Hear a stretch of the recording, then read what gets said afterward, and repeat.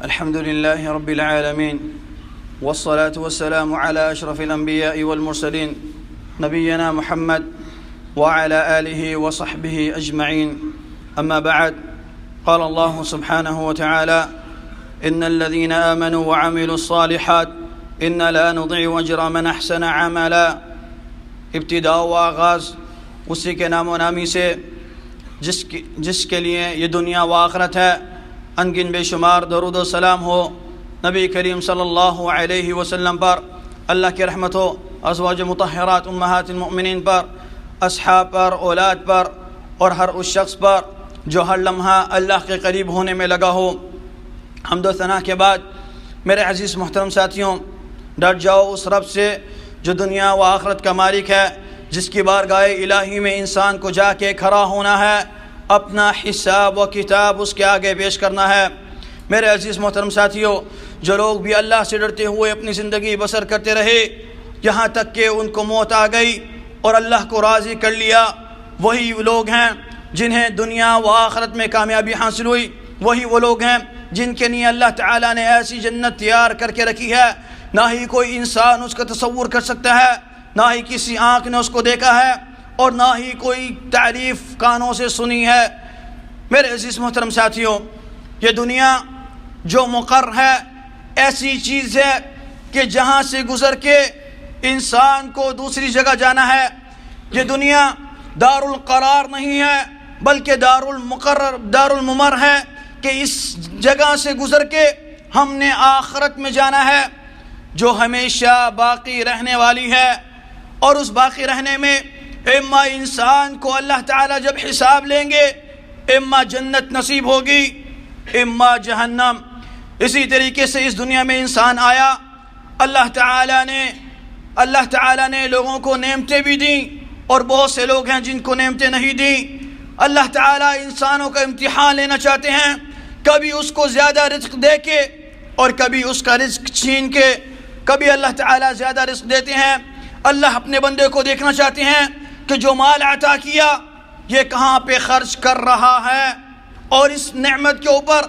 اللہ کا شکر گزار ہے کہ نہیں، اور اس کے ساتھ ساتھ وہ نیک اعمال بھی کر رہا ہے کہ نہیں. وہ جو مال اللہ تعالیٰ نے دیا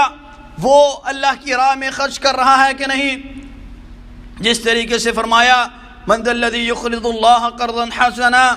کہ کون ہے جو قرض حسنا مجھے دے، یعنی کہ اللہ کا مال دیا ہوا ہی اللہ کہہ رہا ہے کہ کون جو ہے مجھے مال دے، وہ بھی قرض کے طور پر، اور قرض بھی وہ جو بہترین قرض ہے، یعنی کہ وہ مال اللہ کی راہ میں خرچ کیا جائے. اور اسی طریقے سے جس کو مال نہیں دیا اس کے اوپر بھی امتحان ہے، اور جس کو مال دیا اس کے اوپر بھی امتحان ہے کہ اللہ تعالیٰ نے مال تو دے دیا، وہ اما حلال میں خرچ کرتا ہے یا حرام میں،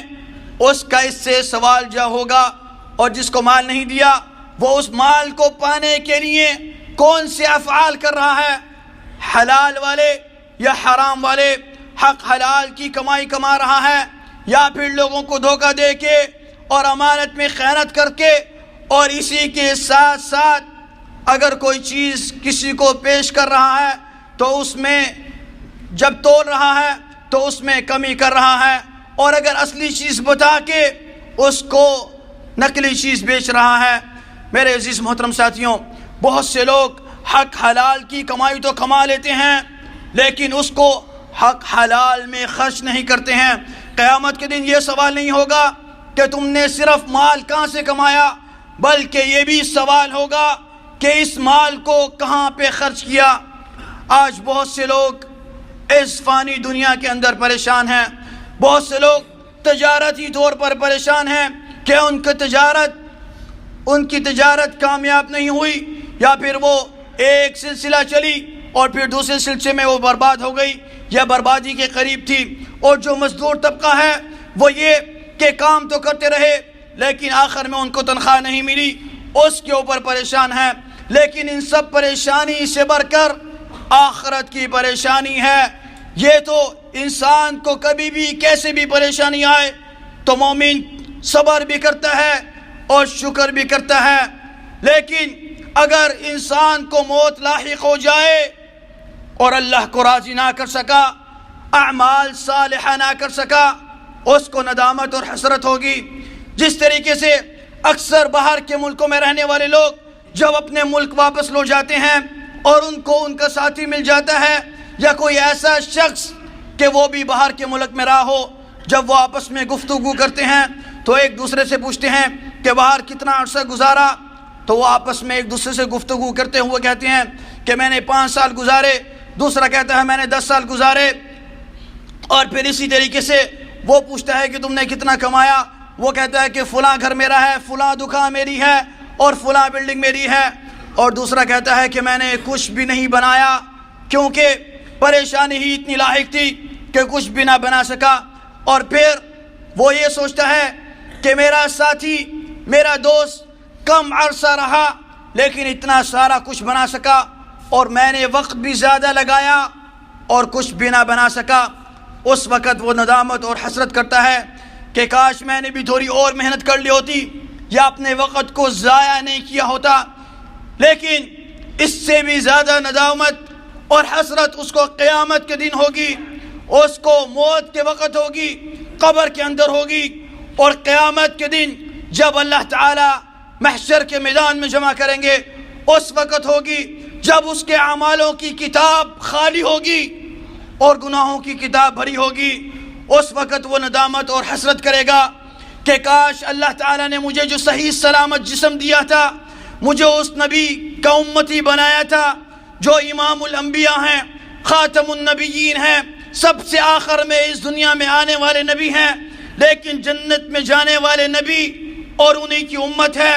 اور میرے پاس آج اعمال ایسے نہیں جو مجھے قبر کے عذاب سے محفوظ کر سکیں، میرے پاس نیک اعمال نہیں جو مجھے عرض محشر سے بچا سکیں، میرے پاس ایسے اعمال نہیں جو مجھے جب کوئی سایہ نہیں ہوگا سوائے اللہ کے عرش کا اس کے نیچے سایہ مل سکے،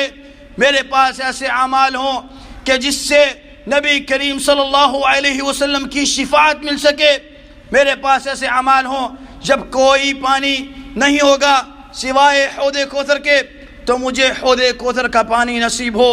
میرے پاس ایسے اعمال ہوں کہ مجھے اللہ تعالیٰ ان لوگوں میں شمار کر لے جو بغیر حساب بغیر عذاب جنت میں داخل ہوں گے مع النبیین والصدیقین والشہداء والصالحین کے ساتھ۔ میرے عزیز محترم ساتھیوں، اللہ تعالیٰ نے انسان کی نعمت سے نوازا، ایمان کی نعمت سے نوازا، صحیح سلامت جسم سے نوازا۔ یہ نعمتیں وہ ہیں حقیقتاً مال دولت آنے اور جانے والی چیز ہے، لیکن اصل چیز انسان کی حالت، ایمان کی حالت میں اس کا ایمان ختم ہو، اور یہ جسم جو صحیح سلامت دیا ہے یہ بھی اسی لیے دیا تاکہ انسان اللہ کی بارگاہ میں عبادت کرے